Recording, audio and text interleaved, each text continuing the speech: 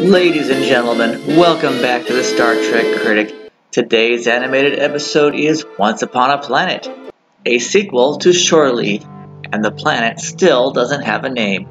In this episode, the caretaker has died, but no one has taken his place and the computer has gone over the top. Here they say where the planet is, but not what it's called. Here comes the White Rabbit, then Alice, and now McCoy is going to pose like Peter Pan. Dr. McCoy describes what these creatures are so all the viewers can understand. The first point is lost here since their reflection does not have Lieutenant Uhura's emblem or the trees.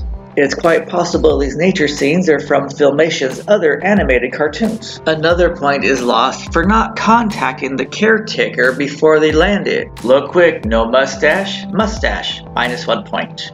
You can tell here the animated series is ahead of its time since Uhura is captured by a drone.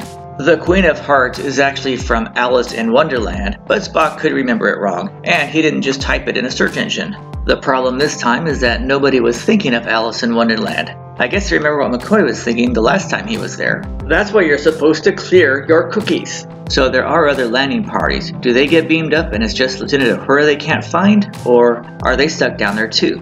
Their goal is to find the caretaker and see what happened. Look closely, only the tip of her nose is black. Eric's is left in charge, which would have been Chekhov if they could afford him.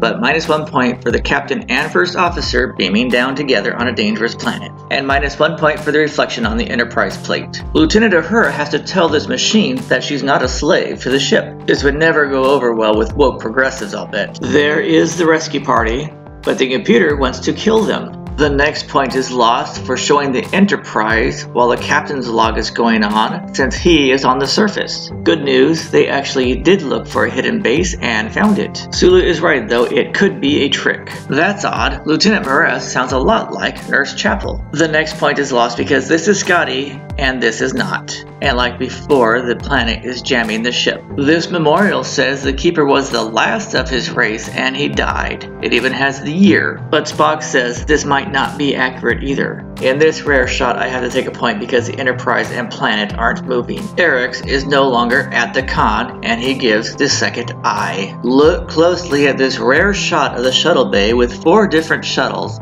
and the hangar door opens differently. Is that a mistake or a design change? We will never know. Now her whole nose is black, so -1 more point. And unfortunately, the computer can read Lieutenant Uhura's thoughts and knew she was going to try to turn him off. The real question is, what caused the change in the computer? This is a little comedy sketch. They're looking for signs pointing the way, and there they are. These signs are pretty elaborate, aren't they? All the animated birds in this series make the same noise. Kirk gets him into trouble for thinking about a cat. Back in the computer lab, Lieutenant Uhura is watching cat videos. Now the ship is going crazy with reused footage. Eric saves the day by doing the override. And another point is lost for a non-moving planet. Even 300 years in the future, they still want printouts. Is this the only time you see Maress and Eric's together? Scotty figures out what the planet is up to. Spock's plan is to fake an injury to attract the medical drones of the planet that will take them underground. McCoy is concerned the planet will know what they're up to. Why does McCoy have a knockout drug like that in his pouch? Spock goes inside the cave, then outside to pass out. Like when you have a cat that goes outside to eat grass, then inside to throw up. This might be the only time the Enterprise has ever lost gravity. Kirk manages to make it into the cave, but Sulu and McCoy now have to worry about a 2-headed dragon. I would make comments about Sulu's wildest dreams, but this is a family cartoon. This isn't a very bright drone, is it? This isn't quite right because you see the flames, then McCoy and Sulu run by, which looks like they were between the flames and the dragon. This scene looks just like something out of The Empire Strikes Back.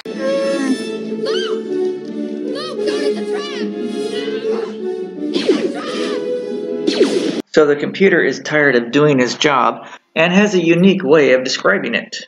And he wants to steal the ship and find more computers. This is what the Cylons did, isn't it? Scotty can fly, and there's really no explanation how this new computer got there. Look closely, they are wearing seatbelts. Eric says "I" a 3rd time, and Sulu appears, so -1 point. At least he has his seatbelt on. And now he's back on the surface. Did you notice computers always think they're better than everybody else? Kirk says men and machines coexist. Isn't that called the Borg? Uhura, Kirk, and Spock manage to talk some sense into the computer. And how'd Sulu get back on the bridge, so -1 point. Shore leave recommences, and everybody is happy. Once Upon a Planet, the sequel to the first season Shore Leave, gets a score of 88%. That's all for now. Thanks for viewing. Be sure to click that like button, the share button, the subscribe button, and I'll see you again soon.